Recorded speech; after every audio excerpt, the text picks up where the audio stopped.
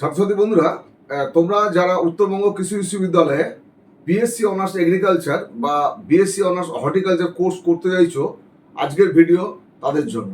নমস্কার, আমি ফাল্গুনী মুখোপাধ্যায়। তোমরা দেখছো আমাদের channel edu help Durgapur. Edu help দুর্গাপুরের পক্ষ থেকে আজকে আমাদের এই ভিডিও সেশনে তোমাদের প্রত্যেককে স্বাগত।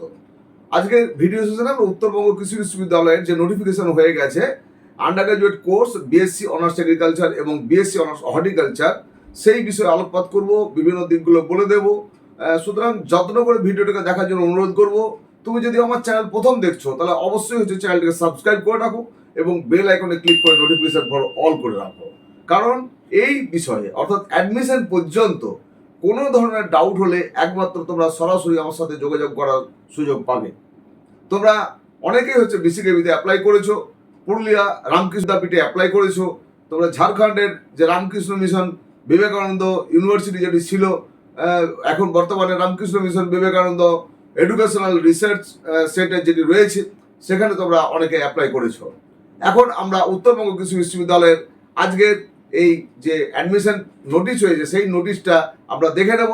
আমরা দেখতে পাচ্ছি স্ক্রিনে, আর মাত্র কয়েকটা ঘন্টা সময় বাকি রয়েছে। 14 ঘন্টা 35 মিনিট 22 সেকেন্ড পরেই এই অ্যাপ্লিকেশন স্টার্ট হয়ে যাবে। সুতরাং আর দেরি না করে তোমরা কিন্তু যারা অ্যাপ্লাই করতে চাও তারা অবশ্যই অ্যাপ্লাইয়ের জন্য প্রস্তুতি নিয়ে নাও। তোমাদের ছবি, সিগনেচার, এই সমস্ত বিষয়গুলো রেডি করে রাখতে হবে। যাই হোক, এই ভিডিওটা শুনে নাও, তারপরে তোমরা প্রসেস করো, সুবিধা হবে।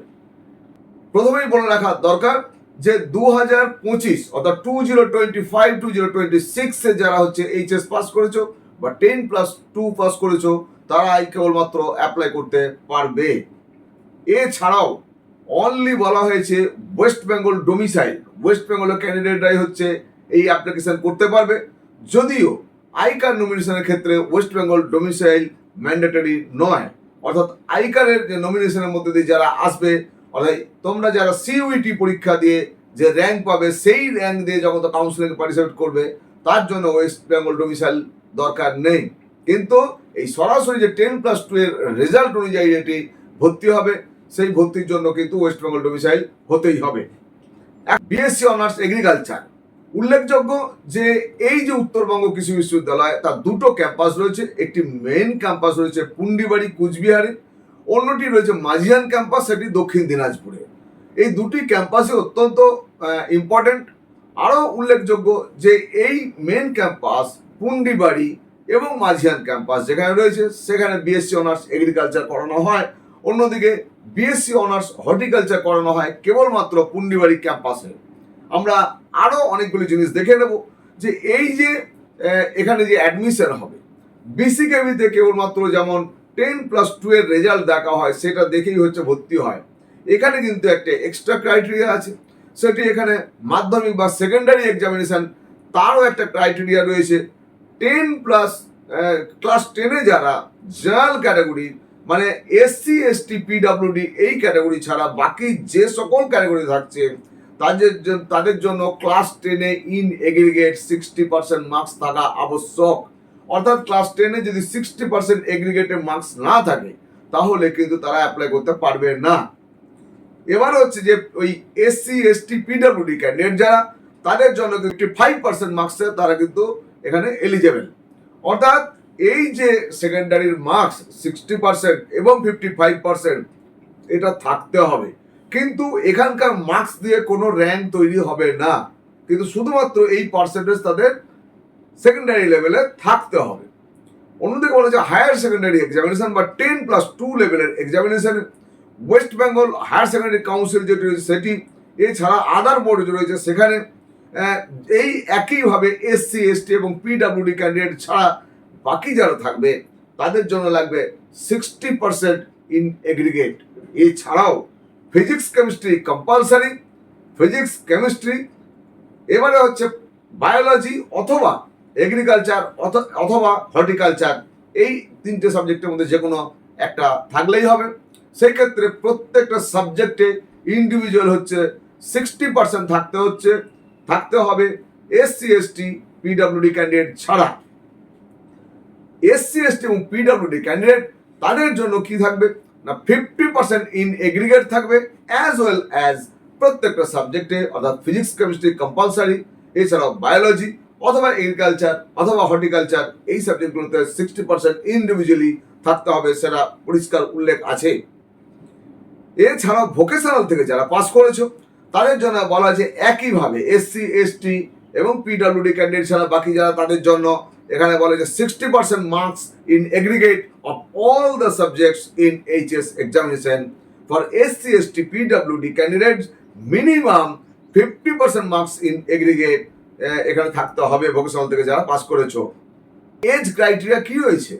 এজ ক্রাইটেরিয়াতে আমরা দেখতে পাচ্ছি বলা হয়েছে যে must attain 16 years of age as on 1st June 2026.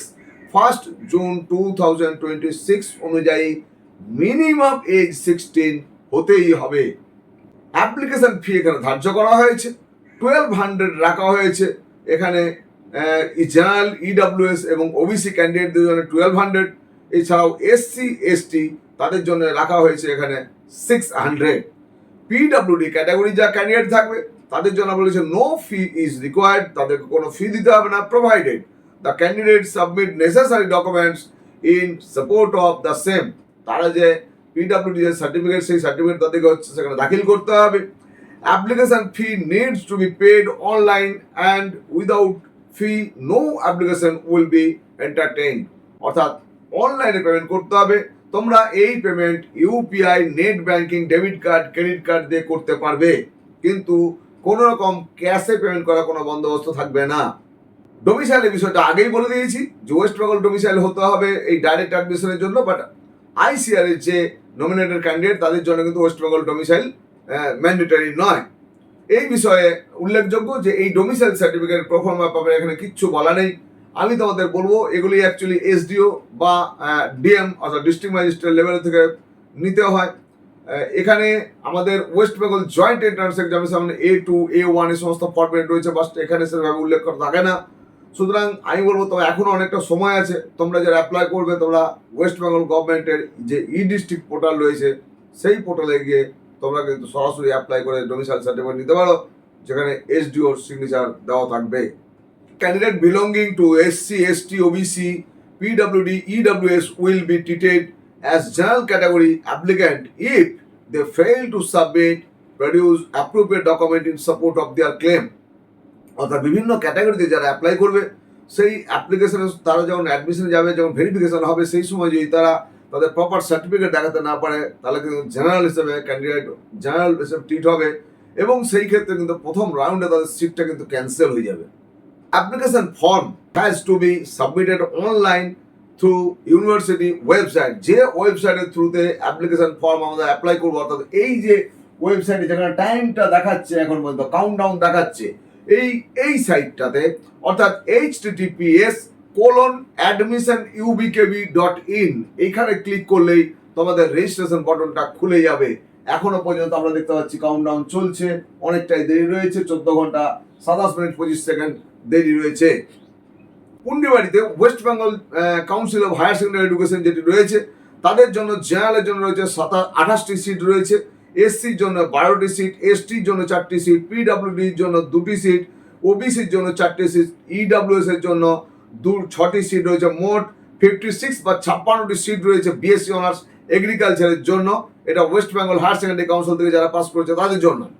West Bengal state council of vocational education training এখান থেকে যারা পাস করেছে তাদের জন্য জেনারেল সিট রয়েছে 1টি, এসসির জন্য 1টি, এসটির কোনো সিট নেই, পিডব্লিউডি কোনো সিট নেই, ওবিসি কোনো সিট নেই, ইডব্লিউএস কোনো সিট নেই, মোট 2টি সিট রয়েছে। এটিও বিএসসি অনার্স এগ্রিকালচারের জন্য।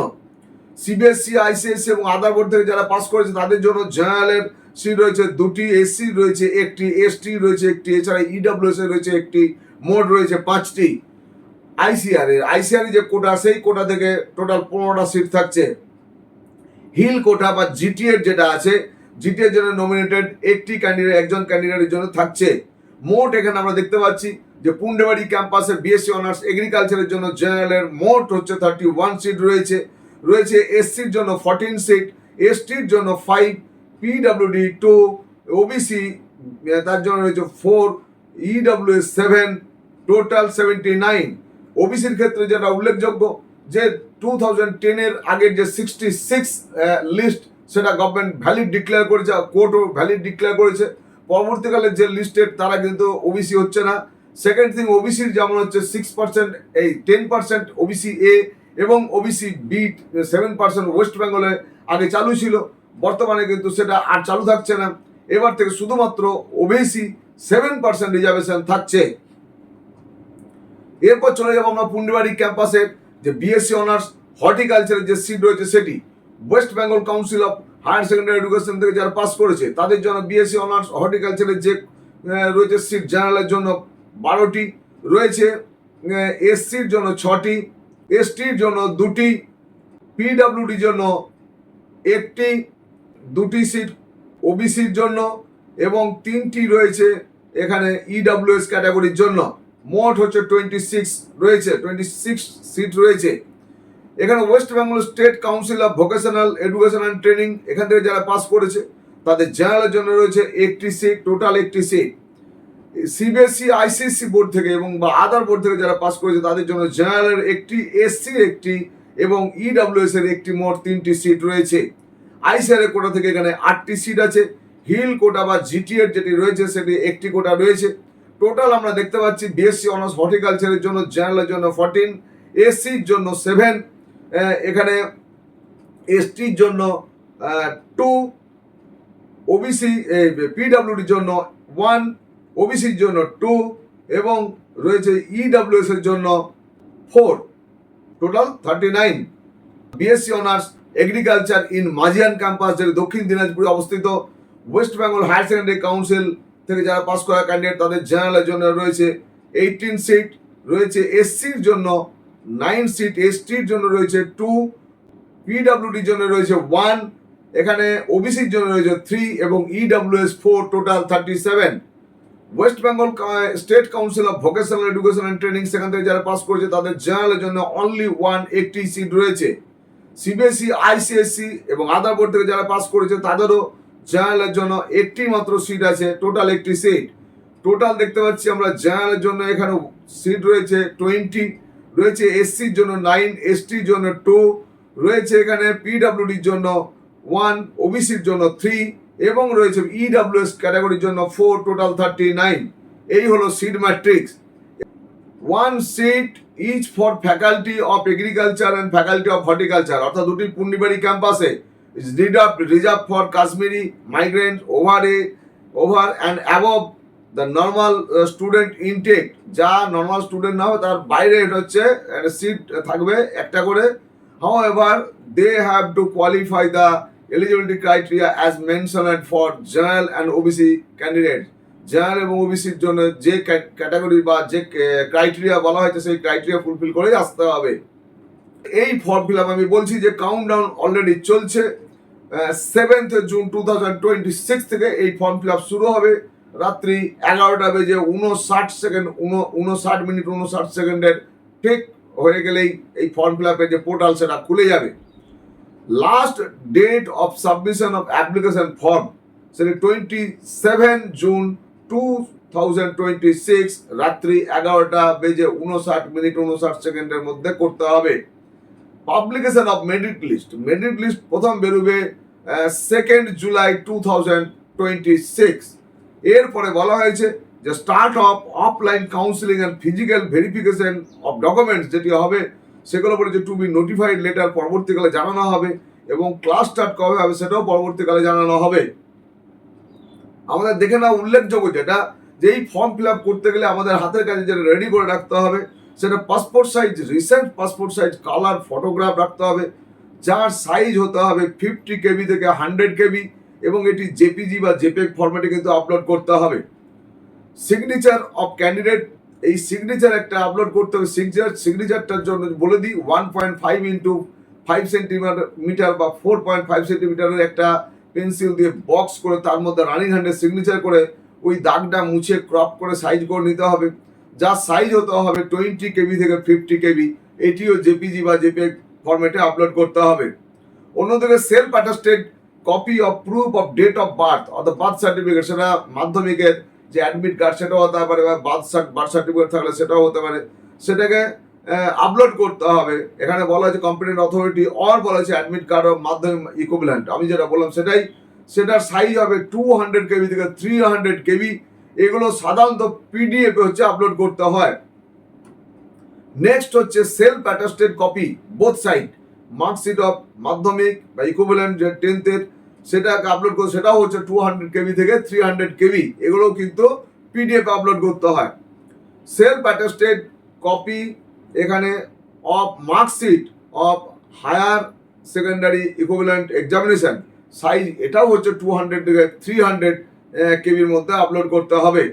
তাহলে আমাদের কি কি লাগলো না, ছবি লাগছে, সিগনেচার লাগছে, একটা ডেট অফ বার্থের ডকুমেন্টটা লাগছে, ক্লাস 10 লেভেলের যে আমাদের মার্কশিট সেটাকে আপলোড করতে হচ্ছে, ক্লাস 12 লেভেলের মার্কশিট সেটাকে আপলোড করতে হচ্ছে।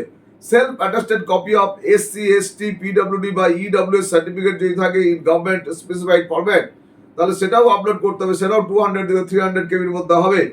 ইডব্লিউএস সার্টিফিকেট বলেছে must be issued on or after 01/04/2026 অর্থাৎ 1 এপ্রিল 2026 এর পরের ডেটের হতে হবে এই ইনকাম সার্টিফিকেট ইডব্লিউএস এর ক্ষেত্রে।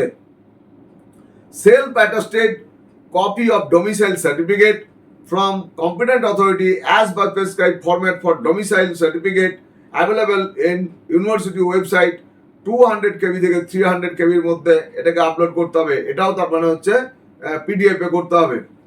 এখানে অ্যাডমিশন প্রসেসে বলেছে প্রথমে filling of the online application form, একটা মানে ফ্লো চার্ট দিয়েছে, পাবলিকেশন অফ মেরিট লিস্ট, তারপর দিয়েছে এখানে physical counselling and document verification, then হচ্ছে offer seat according to merit and choice যে কোর্স, সেই অর্থাৎ চয়েস কীভাবে দেবো আমরা, অর্থাৎ আমি হয়তো এগ্রিকালচার করতে চাই ফার্স্ট প্রেফারেন্স, তাহলে সেই ক্ষেত্রে আমি দিলাম পুন্ডিবাড়ি এগ্রিকালচার, তারপর দিলাম আমি মাঝিয়ার এগ্রিকালচার, তারপরে পুন্ডিবাড়ি হয়তো হর্টিকালচার। এইটা হচ্ছে চয়েসের অর্ডার, এভাবে হয় যারা এগ্রিকালচার নিয়ে পড়তে চাইছো। আবার যে সরাসরি হচ্ছে হর্টিকালচার নিয়ে পড়তে চাই সে প্রথমে হর্টিকালচার চয়েস দেবে, অর্থাৎ সেখানে পুন্ডিবাড়ি হর্টিকালচার, তারপরে পুন্ডিবাড়ি হয়তো এগ্রিকালচার, তারপরে মাঝিয়ান এগ্রিকালচার, এইভাবে দিতে পারে। সুতরাং এইটা হচ্ছে অর্ডারটা সাজিয়ে দিতে হবে, সেই অনুযায়ী মেরিটের অনুযায়ী চান্স পাওয়ার সম্ভাবনা থাকে। Final admission by paying admission fee, তারপরে অ্যাডমিশন ফি ইত্যাদি জমা দিয়ে ফাইনাল যে ভর্তি অ্যাডমিশন প্রসেস সেটা কমপ্লিট করতে হবে। আমি আগেই বলেছি এখানে যে কোন পোর্টালটা কোথায় খুলবে না, https://admissionubkb.in এই সাইটটাতে খুললে তোমাদের এই পোর্টালটা খুলে যাবে।